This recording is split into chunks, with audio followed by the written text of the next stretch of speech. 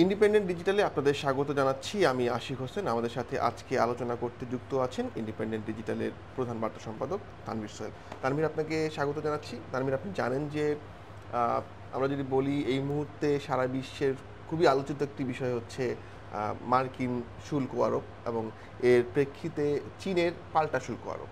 এবং আমরা দেখেছি যে এই শুল্ক আরোপ এবং পাল্টা শুল্ক আরোপের ফলে ইতিমধ্যে মার্কিন যে শেয়ার বাজার, আমেরিকার যে শেয়ার বাজার, সেখানে কিন্তু একটা ধস নেমেছে। অনেক বড় বড় কোম্পানির শেয়ারের দর অনেক কমে গেছে। আমি একটু আপনার কাছে জানতে চাই যে এর ফলে মার্কিন যে প্রতিষ্ঠানগুলো আছে তারা কি পরিমাণ ক্ষতির মুখে পড়লেন? হ্যাঁ, এটা মানে বেশ অবাক করা বিষয় যে শুল্কর কথা তিনি বলছিলেন, ট্রাম্প বারবার বলছিলেন যে এই শুল্ক বৈষম্য তিনি কমায় আনবেন। কিন্তু সেটা যে সারা বিশ্বব্যাপী এইভাবে তিনি একটা শুল্ক আরোপ করে দিবেন, সেটি কিন্তু আসলে কেউ আশা করে নাই। কারণ বিশেষ করে আমাদের জায়গা থেকে যদি আমরা বলি, আমরা যারা এখনও অতটা ধনী রাষ্ট্র নই আর কি, গরিব রাষ্ট্রের মধ্যেই পড়ি, তো সেই জায়গাগুলোতে কিন্তু শুল্কর পরিমাণ ৩৭% চলে গেছে বাংলাদেশের জন্য। এবং বাংলাদেশের অনেক প্রতিযোগী দেশ যেগুলো আছে, যেমন ভারত আছে, ইন্দোনেশিয়ার মতো দেশগুলো আছে, তাদের কিন্তু আবার একটু শুল্কটা কম। ফলে আমাদের কিন্তু একটা অন্যরকম একটা প্রতিযোগিতার মধ্যে এমনিতেই পড়তে হচ্ছে। হ্যাঁ, সবাই কিন্তু এই শুল্কের কারণে সব দেশই ক্ষতিগ্রস্ত হচ্ছে।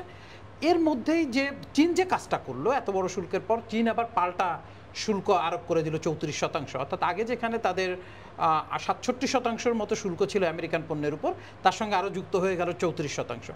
ফলে এখানে কিন্তু সুস্পষ্ট যে একটা মার্কিন যুক্তরাষ্ট্রের সঙ্গে চীনের এক ধরনের বাণিজ্য বিবাদ, যুদ্ধ যেটাই আমরা বলি না কেন, সেটি একটা তৈরি হলো। এবং চীন একটা বিরাট বড় মার্কেট, যুক্তরাষ্ট্র তো আরও বড়, সেটা বলারই অপেক্ষা রাখে না। ফলে স্বাভাবিকভাবেই যে চীনের যে আধিপত্যের কারণে, এবং সেটা যখন আরও বেশি শুল্ক তারা পাল্টা আরোপ করছে, এদিকে মার্কিন যুক্তরাষ্ট্র শুল্ক আরোপ করছে, ফলে ওয়াল স্ট্রিটে ব্যাপক ধরনের একটা ধস, যেটা মার্কিন শেয়ার বাজারে আমরা বলি, সেটি ব্যাপক ধস হয়েছে। এবং এই পরিমাণটা কিন্তু প্রায় ৫ লাখ কোটি ডলার।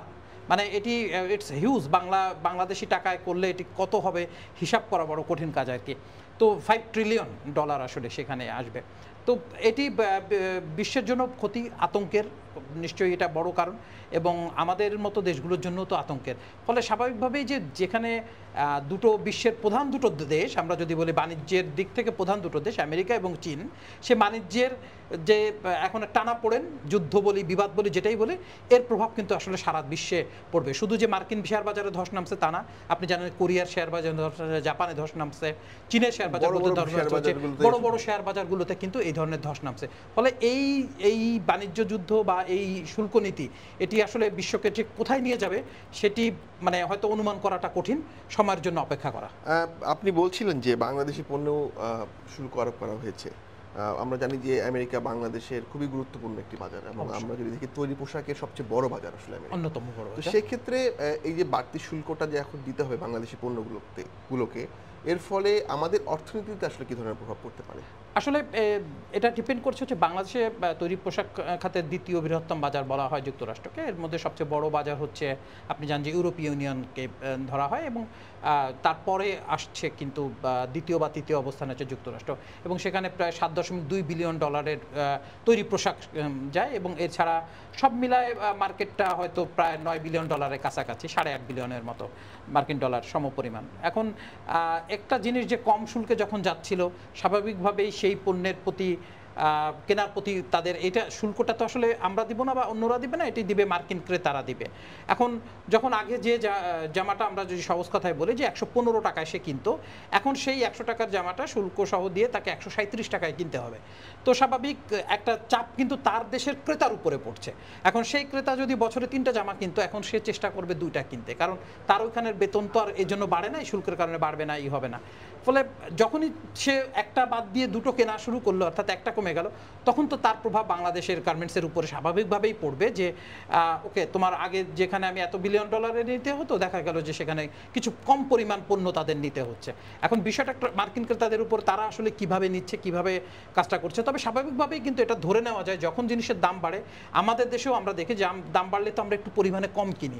যখন একটু কম দাম থাকে, আমরা কিন্তু 1 কেজি, 2 কেজি, 10 কেজি, 50 কেজি এরকমভাবে কিনি। বা একটা দেখা যাচ্ছে যে একটা গেঞ্জি যখন আমি 50 টাকায় পাই, তখন হয়তো আমি সেই গেঞ্জিটা 5টা কিনে ফেলতেছি, কিন্তু ওই গেঞ্জিটাই যদি 100 টাকা হয়ে যায় তখন কিন্তু আর আমি 5টা কিনি না, তখন 2টা কিনি বা 3টা কিনি। ফলে কেনার পরিমাণের উপরে কিন্তু আসলে আমাদের কারণ এই যে 7.2 বিলিয়ন তৈরি পোশাক শিল্পের যে জিনিসটা আসবে সেটি কিন্তু কেনার উপরে ডিপেন্ড করবে। পাশাপাশি পাটজাত দ্রব্য, লেদার পণ্য, এগুলো দেখা যাচ্ছে এর পাটজাত পণ্যের একটা বড় ক্রেতা কিন্তু আসলে বাংলাদেশিরাই, ওইখানকার বাংলাদেশিরা। তো যদি এত বড় শুল্ক দিয়ে নিতে হয় তখন কিন্তু যে কোনো পণ্যের দামই তো বেড়ে যাবে, ফলে তাদের সেটা কনজিউম করার ক্ষমতা বাংলাদেশি বলি বা ওইখানকার বলি তাদের স্বাভাবিকভাবে কমবে এবং তারা একটু কম কনজিউম করবে, এটা ধরে নেওয়া যায়। এখন আসলে কি হবে সেটি তো মার্কিন ক্রেতাদের উপরে দেখা যাবে পরবর্তীতে। এক্ষেত্রে বাংলাদেশের করণীয়টা কি? মানে এই যে শুল্ক বৃদ্ধি করা হলো এবং আপনি বলছিলেন যে এতে করে যারা ক্রেতা রয়েছেন তারা তাদের কেনাকাটাটা কমিয়ে দেবেন, তাদের বাজেটটা সেটা কমে দিবে, এটাই স্বাভাবিক। সেক্ষেত্রে বাংলাদেশের যে পণ্যগুলো রয়েছে, বাংলাদেশের সরকারের বা বাংলাদেশের যে কোম্পানিগুলো রয়েছে তাদের আসলে কি করণীয়টা কি? আসলে ওই অর্থে বললে যে করণীয় যে খুব বেশি কিছু আসে তা না। এখানে এখন তারা যেটা করতে পারে যে তারা আগে যে পণ্যটা 100 টাকায় বিক্রি করতো, তা বিক্রির মানে লাভের পরিমাণটা তাদের উপর থেকে কমে আসবে। কারণ আপনি তো এখানে যে সস্তা শ্রম, যে কম দামে আপনি পণ্য তৈরি করছেন, এর থেকে তো শ্রমিককে আর কম দাম আপনি দিতে পারবেন না। খুবই কম দামে শ্রমিকরা কাজ করে এখানে। ফলে তাদের ওই লাভের জায়গা থেকে যদি তারা স্যাক্রিফাইস করে, সরকার যদি কোনো নীতি সহায়তা ঘোষণা করে, সেগুলো নিয়ে হয়তো তারা একটা ব্যাপারটাকে কাভার দেওয়ার চেষ্টা করবে। এর বাইরে তো আসলে আর কোনো কিছু করার নাই। এখন আর সরকারের দিক থেকে যেটা করার আছে সেটি হচ্ছে সরকার যুক্তরাষ্ট্র সরকারের সাথে আলাপ করতে পারে তাদের সঙ্গে যে আমাদের এটা কমানো দরকার। এখন কমানো দরকার হলে তাহলে কিভাবে করতে হবে সেটি হচ্ছে যে দুটো জায়গা। একটা হচ্ছে যে বাংলাদেশি যে পণ্য, আমেরিকান পণ্যগুলো আসছে, বলা হচ্ছে যে সেখানে 74% ভ্যাট ট্যাক্স এগুলো দিতে হয় আর কি, ট্যারিফ দিতে হচ্ছে।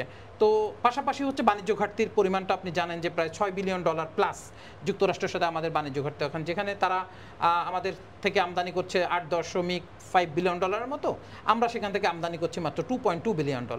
তো এই যে পার্থক্যটা, সেটা কমিয়ে আনার কোনো উপায় যদি থাকে এবং 74% যে যুক্তরাষ্ট্রের পণ্য বাংলাদেশকে ঢুকলে যে পরিমাণ ট্যারিফ দিতে হয় সেইখান যে কমায় নিয়ে আসতে হবে।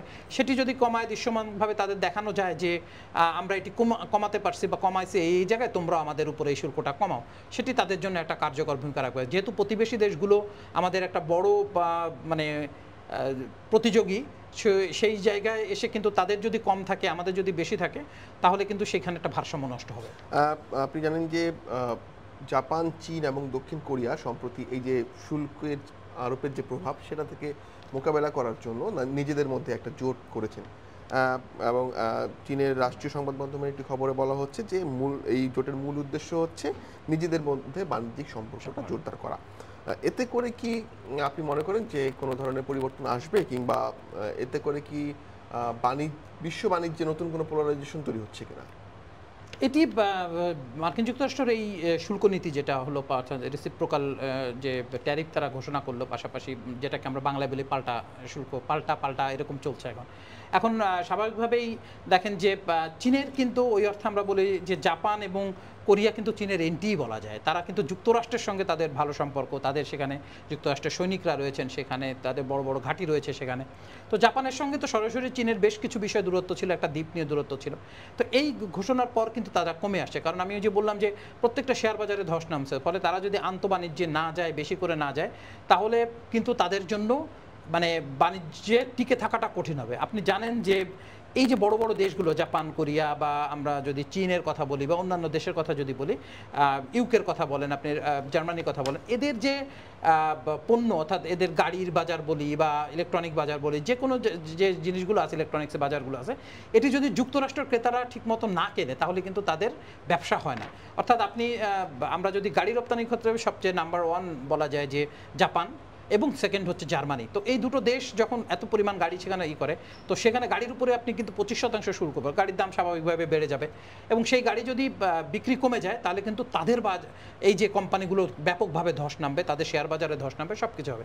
এখন এজন্য তারা কিন্তু দেখেন এতদিন বন্ধু ছিল না, এখন কিন্তু চীনের সঙ্গে তারা মনে করছে যে এখন যদি আমরা একটা ইন্টারনাল বিজনেসকে ডেভেলপ না করতে পারি, তাহলে আমেরিকান বাজার যদি হাতছাড়া হয় আমাদের, বা যে এখন যে পরিমাণ আছে সেটা যদি কমে আসে, তাহলে যার প্রভাবটা যেন না পড়ে, সেজন্য আমরা ইন্টারনাল আমাদের মধ্যে বাণিজ্য সম্প্রসারণ করা বা বাণিজ্যিকভাবে কাজগুলো করা।